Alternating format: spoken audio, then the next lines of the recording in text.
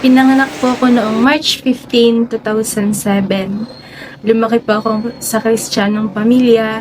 Si mama po naglilingkod sa Panginoon. Sinasama kami sa church tuwing may mga pagtitipon po.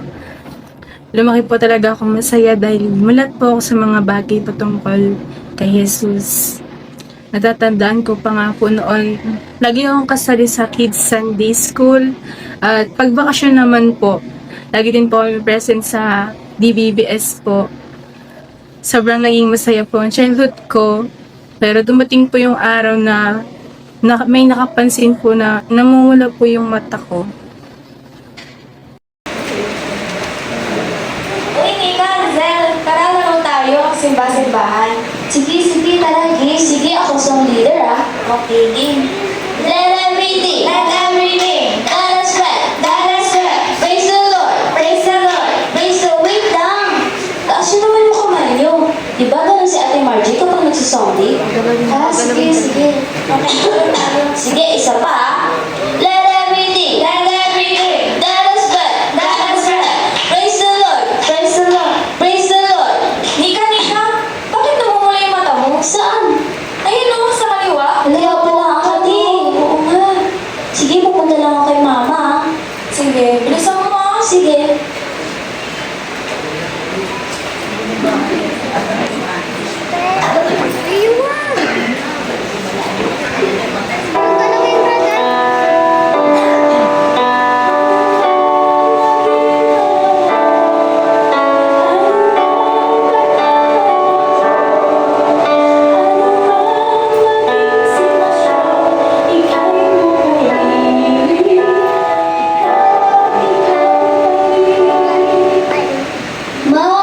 Ma! Tignan niyo po yung mata ko. Namumula. Anak, oo nga, no? Anak, ano nangyari sa'yo? Meron may sore eyes. Ano nararamdaman mo? Masakit ba? Ma, di ba? Ano nararamdaman mo? Anak. Tumagol po siya ng ilang araw. Yung mata ko po sobrang namumula pa rin. Kasabay po nun yung pagkakaroon ko po ng ubo at sipon. Hindi na rin po maganda yung pakiramdam ko nun kasi may hapdi na rin po akong nararamdaman sa mata ko. Kaya naisipan po ni mama na pumunta kami sa doktor at magpa-check up po.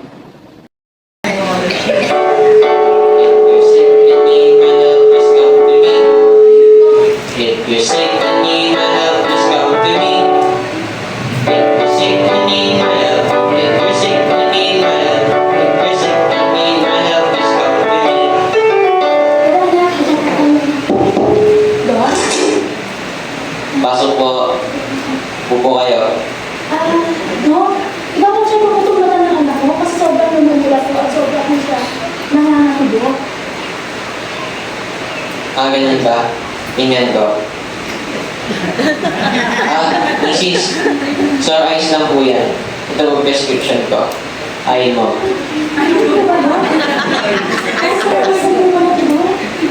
Patak mo lang 3 beses kada araw.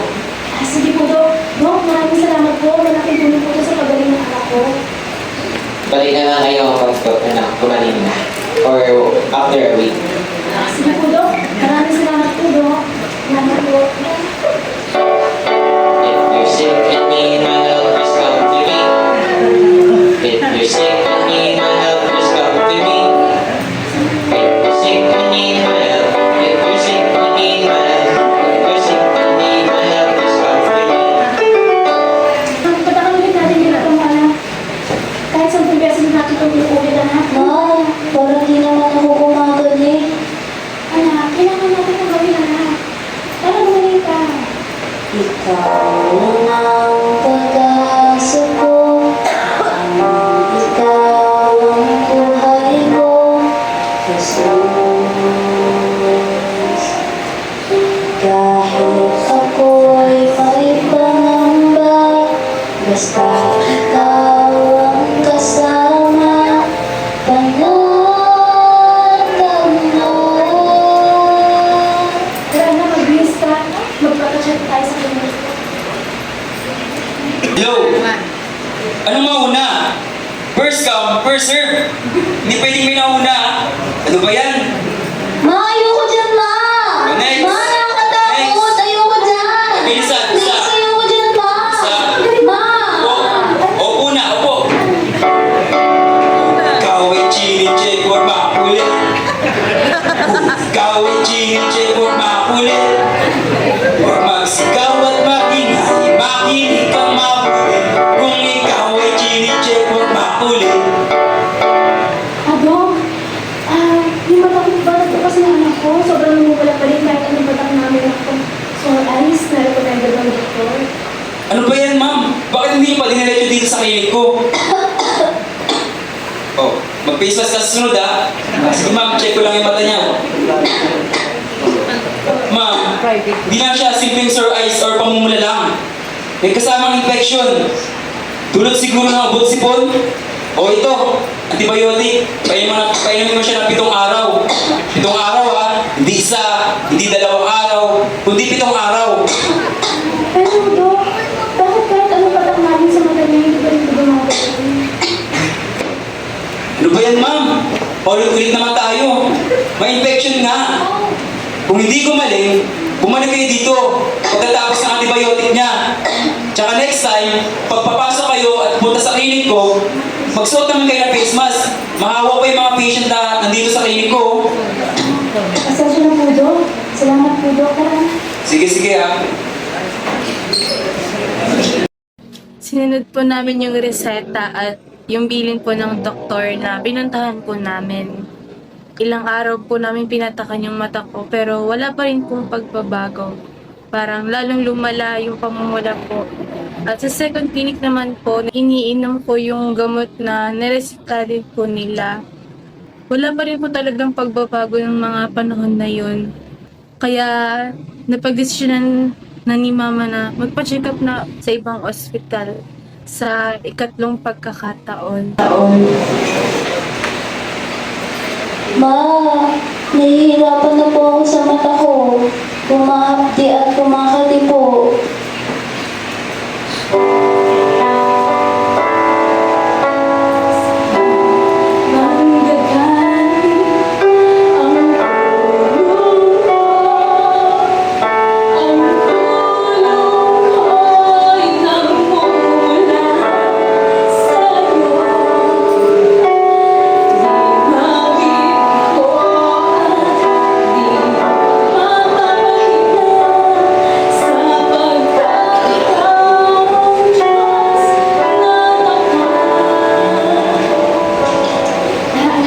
Magpapacheck tayo sa iba pang clinic. Adong, yan na po yung result na laboratory.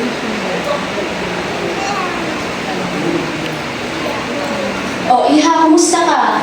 Sandali lang, babasahin ko lang tong resulta niya. Mrs., base po sa nakikita ko, hindi po ito ordinaryong infection o sore eyes lamang. Kailangan nila po siyang dalhin sa PGH para masuri po ng espesyalista. PGH, Dok? Ano ba talaga sakit na anak ko? Hindi ko po masasabi ng buo sa ngayon, Mrs. Pero base sa resulta niya, may nakikita po akong tumor. At posible pong cancer po ito sa mata. Ma, ano pong ibig sabihin mo? Ang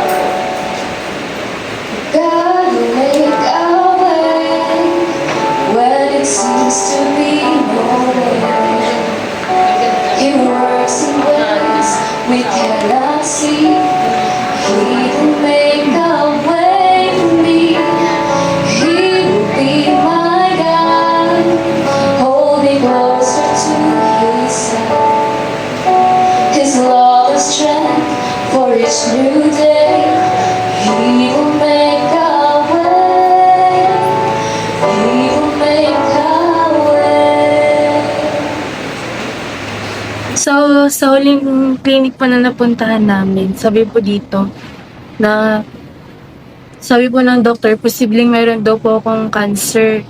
Kinabukasan po pumunta agad kami sa PGH kasi doon po kami nirefer nung doktor po doon.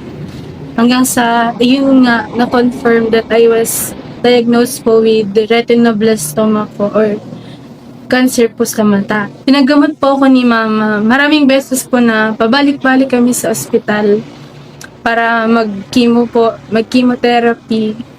Halos ilang buwan din po yun kasi 8 session po siya. Noong time na yun, alam ko na ubos na po si mama. Maging yung papa ko rin po. Kailangan namin pumila ng matagal para makakuha ng libreng gamot o maka-discount man lang. Napakahirap po para kay mama na lumaban sa ganun maging sa papa ko po kasi may mga pagkakataon talaga na malapit lang po yung pinag-duty-han niya doon. And then, diretso na po siya doon sa hospital para magpalitan naman po sila ni mama sa pagbabantay sa akin. Nanghihina na kami at nawawala ng pag-asa, lalong-lalo na po sa mga magulang ko, maging sa mga pamilya po namin. Hindi pa ka na pala. Kumain ka na ba? Ay, kailangan ko na magpapalitika. Kailangan ko na magpapalitika, Ay. Saan ako nagpunta? Wala na ako makita ng tulong. Ubus na ako, Ay. Pero wala pa rin naibigay. Parang wala sa pag-asa. Manalangin tayo. Gagalisin ka. Kahit wala tayong pera, alam natin na pinagay bahala. Ikaw na lang bahala sa amin naman. Sa mga darating pa. Dalangin namin ay pagpalain sana. Ikaw ang pag-ibig namin at pag-asa. Ikaw na bahala.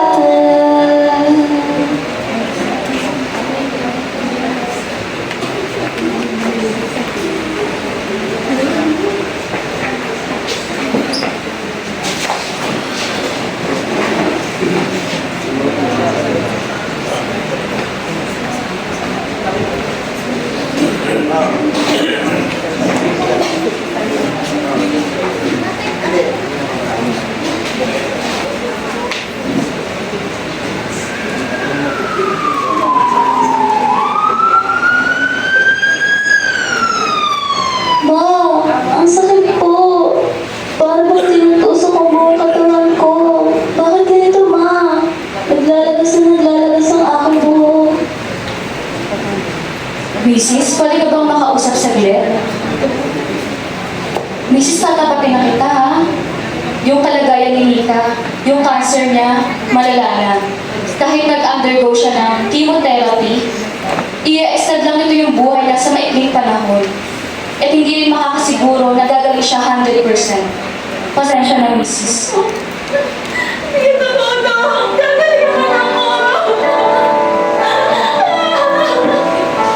Tulog na sumasagot, tuminig ng panalangin, bawat laing mahindig, ang iyong nababagin. Kami sa'yo ay lumalapit, kami sa'yo ay dumadakil. Dito ang nasa mo, pagdating ng paglaw.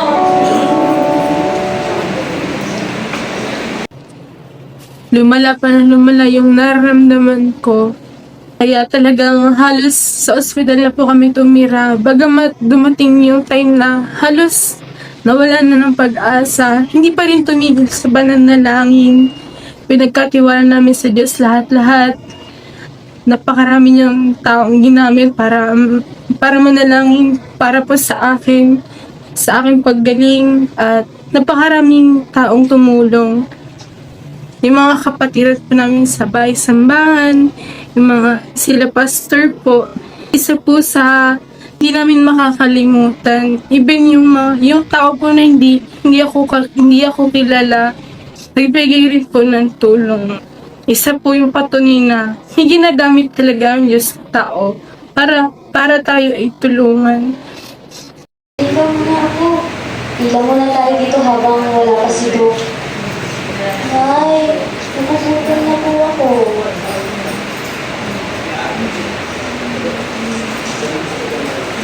O, ito ako. Inumin mo muna itong tubig. At tayo mo itong biskuit. Hintay pa natin si Mama eh. Gumagawa pa ng paraan si Mama. Kaawa naman yung bata. Hindi niya dapat maranasan yung sitwasyon na to. Makatulong ka lang kahit munti. Magbigay ng may kagalakan, magbigay ng mula sa puso, magbigay ng may pagmamahal. Nay, konting tulong po para sa inyo. Maraming salamat, Iho. Gagamitin ko ito sa pambili ng pagkain ng apo ko. Talagang gutom na siya eh. Simula nga ng umaga, hindi pa ako kumakain. Siya na po. Sama ko na lang po kayo sa aming mga panalangin. Kahit kailan, di ka nagkulang. Biyaya mo sa amin, laging laan. Ang pag-ibig mo sa amin walang hanggan. Inibig mo ko noon pa man.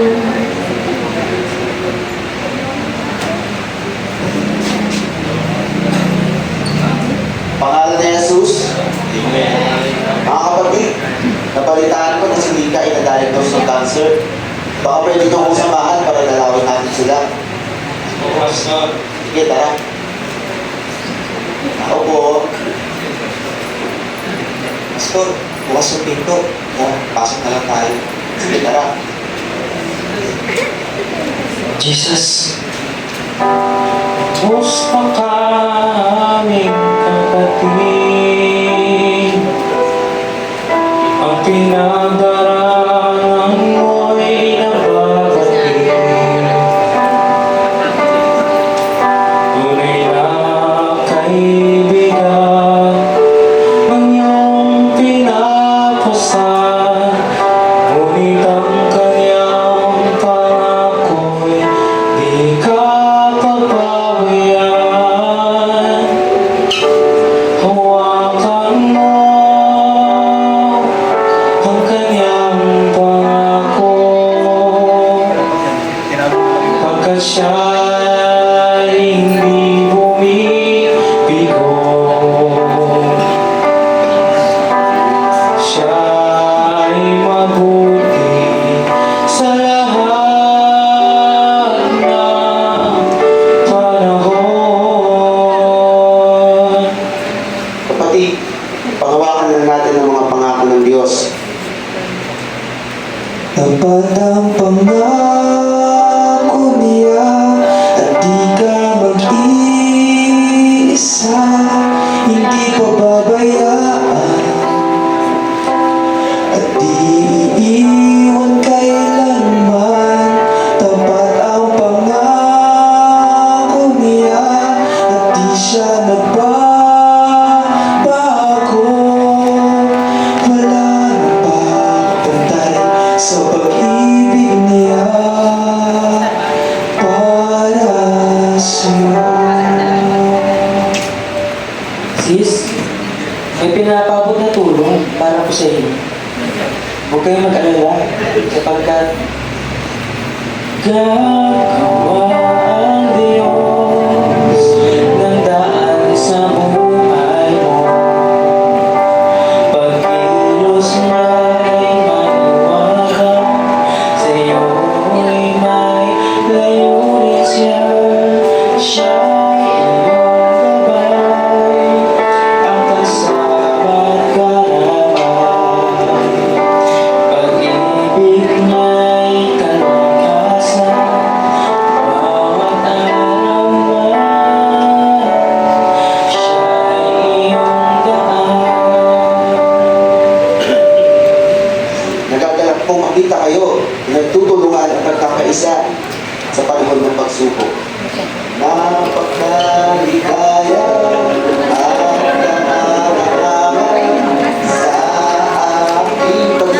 kapatid.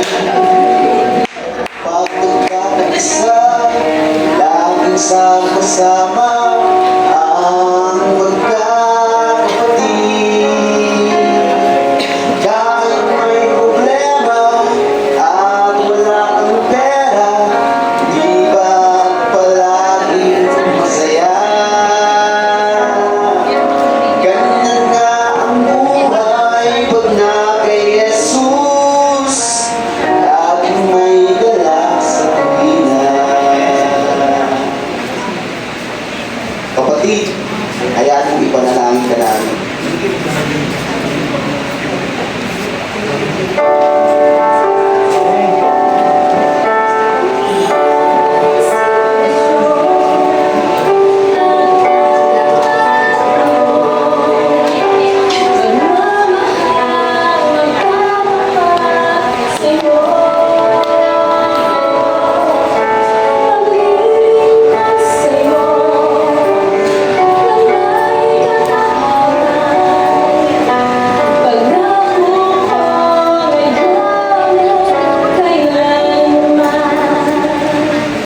Nagpatuloy po kami sa pakikipaglaban, tumayo kami sa pananampalataya na isang araw mararanasan ko din yung himala ng Panginoon sa buhay ko po. Yun po talaga yung pinahintay namin ng mga panahon na yun. Nagtiwala at nanalangin kami kahit nahihirapan. Nagpatuloy kami sa paglilingkod sa Panginoon. Dito lang yung laboratory results mo. Nanay, Mrs. Good news po! Cancer-free na si Nika! Totoo ba, Dok? Maraming salamat sa Panginoon. Maraming salamat sa Diyos. Maraming salamat din sa iyo, Dok. Sa tulong mo para gumaling si Ika. Tunay na hindi kayang paliwanag ang himalang ginawa ng Diyos sa buhay ni Ika. Ikaw ang Diyos na himala. Di ka nagbabago. Ngayon at kailanman, kapangyarihan mo'y kamangha-mangha. Jesus, ikaw ang Diyos na himala. Anak, magaling ka na, anak. Salamat sa Diyos. Salamat, Panginoon. Ikaw ang Diyos sa lahat ng sandali. Sa bawat pangyayari, hindi nagkakamali. Ikaw ay Diyos na buhay ng muli. At sa puso ko'y lagi nananatili. Ikaw ay Diyos. Ang nais ko'y purihin ka, Jesus. Ang nais ko'y purihin kang lubos.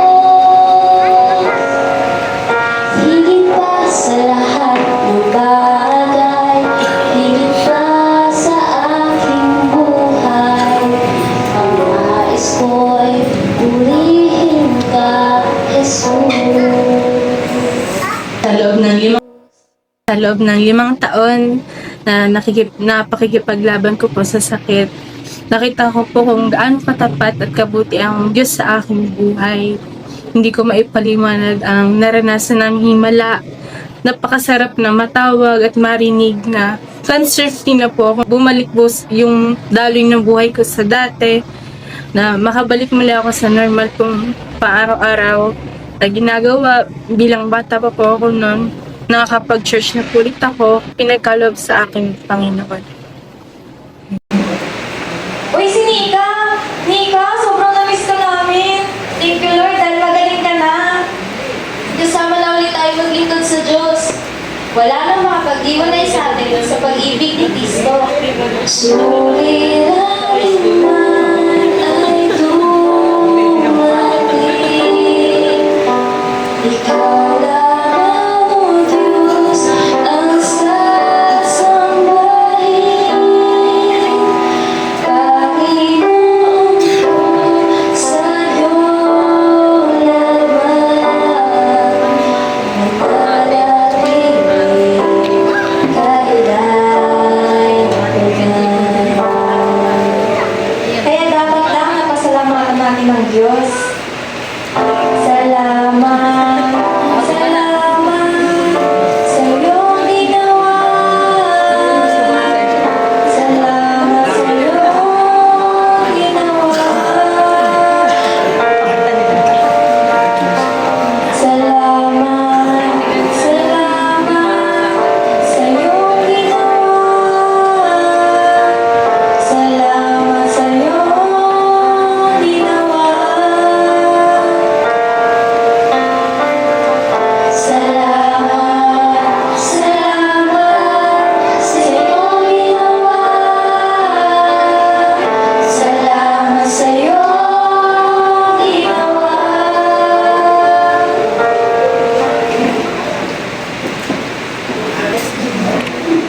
Mahal po, Pastor.